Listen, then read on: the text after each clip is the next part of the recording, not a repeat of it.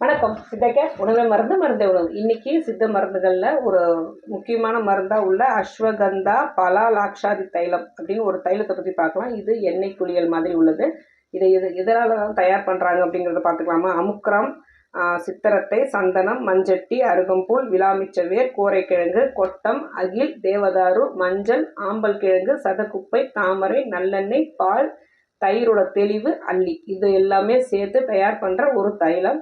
இது வந்து சமசீதோஷ்ணம், அதாவது நம்ம உடம்புல உள்ள டெம்பரேச்சரை சீர் பண்ணி கொடுக்கறக்கூடிய விஷயங்களை செய்ய வேண்டிய தைலம். இது எல்லாரும் தேய்ச்சி குளிக்க வேண்டியது. வாத பித்த நோய்களை வந்து குறைக்கக்கூடியது. இதை எப்படி குளிக்கணுங்கிற கான்செப்டே சித்த மருத்துவம் சொல்கிறாங்க, ஞாபகம் வச்சுக்கணும். ஏன்னா இந்த அமுக்கரா தைலம் மட்டும் இல்லை, அதாவது அஸ்வகந்தா தைலம் மட்டும் கிடையாது. சாதாரணமாக எண்ணெய் குளியலே நம்ம வந்து ஆண்கள் வந்து புதன்கிழமையும் சனிக்கிழமையும் குளிக்கணும். பெண்கள் வந்து செவ்வாய்க்கிழமை வெள்ளிக்கிழமை குளிக்கணும். நம்மலாம் குளிக்கும் போது வந்து சூரியன் வந்து உதிக்கிறதுக்கு முன்னாடி இல்லை சூரிய உதித்தவுடன் தலை தேய்த்து குளிக்க வேண்டும். இதை எப்படி குளிக்கணும்? முக்கியமாக இந்த அமுக்கரா பாலலாஷாதி தைலத்தை எப்படி குளிக்கணும் அப்படின்னு சொல்கிறாங்களா?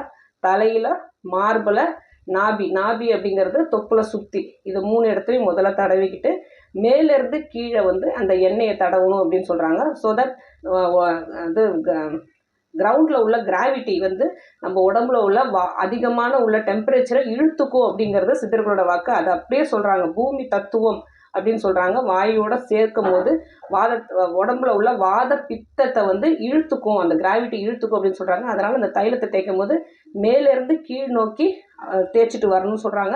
சீயக்காய் தேய்ச்சி குளிக்கும் போது மேலிருந்து கீழ் நோக்கி அந்த சீயக்காய் தேய்ச்சி குளிக்கணும் அப்படின்னு சொல்கிறாங்க. சுடுநீரில் தான் குளிக்கணும்னு சொல்கிறாங்க.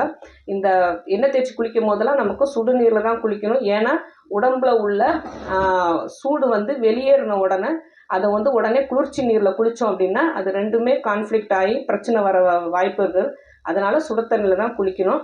அதே மாதிரி நம்ம இந்த மாதிரி எண்ணெய்கள் தேய்ச்சி குளிக்கும் போது உடம்புல உள்ள நச்சுக்கள் எல்லாமே ஸ்மால் இன்டெஸ்டைனில் வந்து லார்ஜ் இன்டெஸ்டைனில் போயிட்டு, அதாவது சிறுகுடல்லேருந்து பெருகுடல் போய் மலமாக போய் தங்கிக்கும். இந்த எண்ணெய் தேய்த்து குளித்த மறுநாள் வந்து பேதி மருந்து சாப்பிட்ணும். அதாவது வாரம் எண்ணெய் தேய்ச்சி குளிக்கும் போதெல்லாம் பேதி மருந்து சாப்பிடணும் கிடையாது.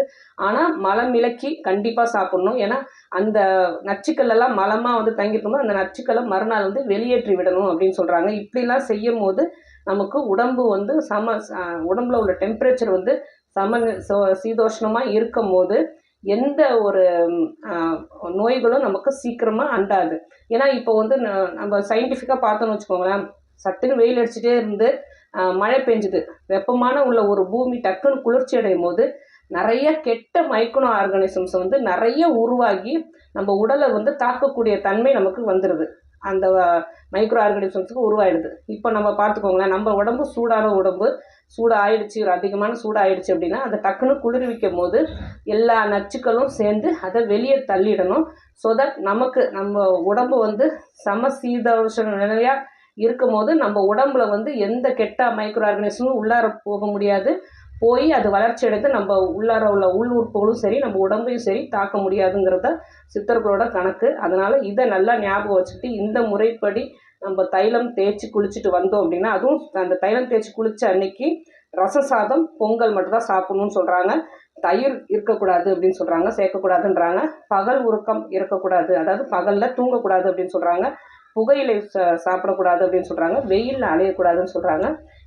இரவு இல்லைன்னா அடுத்த நாளோ கண்டிப்பாக கடுக்காய் சூர்ணமோ இல்லை கடுக்காய் லேகியமோ கண்டிப்பாக சாப்பிட்டு இந்த மலமிளக்கியால் நம்ம உடம்புல உள்ள நச்சுக்கள்லாம் வெளியேற்றணும்னு சொல்கிறாங்க. இதெல்லாம் கவனமாக நம்ம செஞ்சுட்டு வந்தோம் அப்படின்னா நமக்கு ஒரு நோய் இல்லா வாழ்வு கிடைச்சிடும். ஆரோக்கியமாக வாழ்வோம். வேறு எதை பற்றி பேசணும்னு நீங்கள் நினச்சாலும் சரி தாராளமாக கமெண்ட் பண்ணுங்கள். உங்களுக்கு எந்த நோயாக இருந்தாலும் சித்தாக்காரை அணுகுங்க.